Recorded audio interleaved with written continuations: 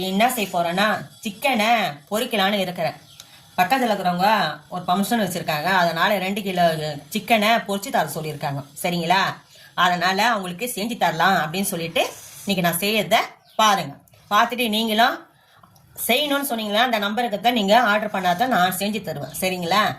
எத்தனை பேர் இருந்தாலும் நீங்கள் பிரியாணி, மீன் குழம்பு எல்லாத்தையும் சால்ட்டு இது ஒரு 3 டீஸ்பூன் இருக்குங்க. சரிங்களா? இஞ்சி பூண்டு அரைச்சிது நம்ம வீட்டில் ஒரு 2 பூண்டு எடுத்துக்கோங்க. அடுத்து ஒரு துண்டு இஞ்சி வச்சு அரைச்சிக்கோங்க. தயிரை வீட்டில் துவைச்சிக்கோங்க. சரிங்களா?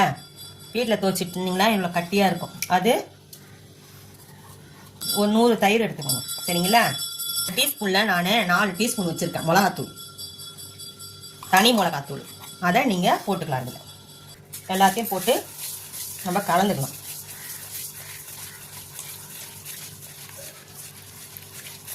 சரி, ஃப்ரெஷ்ஷாக கழுவி இதுமாரி துண்டு போட்டு இதுமாரி நல்லா கழுவிடணும். கழுவிட்டு இதுமாரி அரிஞ்சு வச்சுக்கணும்.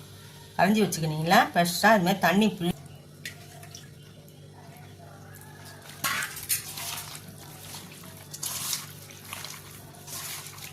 ஒரு பழத்தை இதுமாரி அரிஞ்சு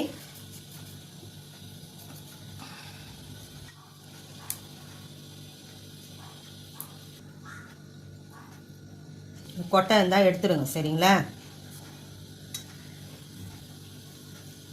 ஒரு பழம் போடலாம். சரிங்களா? ஏன்னா 2 கிலோவுக்கு நீங்கள் ஒரு பழம் போட்டுக்கலாம்.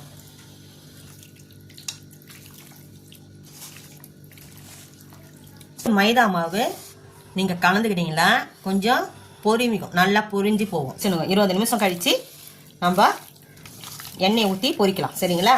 கேஸ் பற்ற வச்சுக்கலாம்ப்பா. கோல்டு எண்ணெய் ஊற்றிக்கலாம்ப்பா. ஆயிட்டம்பா கொஞ்சம் பார்த்துக்கோங்க. அனல் அடிச்சதுன்னா காஞ்சிச்சுன்னு அர்த்தம்பா. ஒன்றா போட்டுக்கலாம்ப்பா. முருங்காவும் மாங்காவும் போட்டு சாம்பார் வச்சுருக்கேன். அந்த சாம்பார் கூடயே இதை வச்சுன்னு சாப்பிட்டிங்கன்னா நல்லாயிருக்கும். இப்போ திருப்பிக்கலாம். சப்போர்ட் பண்ணுங்கள், ஆதரவு கொடுங்க. மேலே மேலே உங்களுக்கு வீடியோ வந்துட்டு இருக்கும். இந்த பாருங்கள், லைக் போடுங்க. எப்படி இருக்குது பார்த்தீங்களா?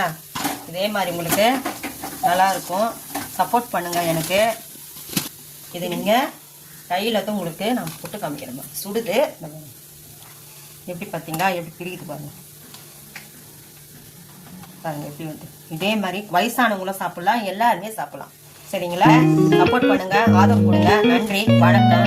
அடுத்த வீடியோவில் பார்க்கலாம்.